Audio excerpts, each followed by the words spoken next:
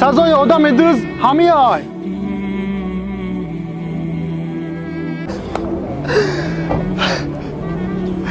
ای برای خدا نگین سزای دزد همین های، بگین سزای شخصی که دعای مادرش نمیگیره همین های.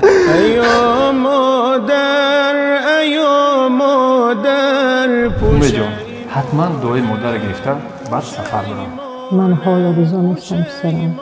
من باید روم. که حرفت را نکردم گوش وای ای مادری جانم، سفر کردم به مکه بی رضای تو برای حج، نصیبی من نشد افسوس، حج با امر یزدانم، شدم محروم دستی خویش، بهری کاری نکرده، توافی دوری بازار است، حقم بنده گریانم.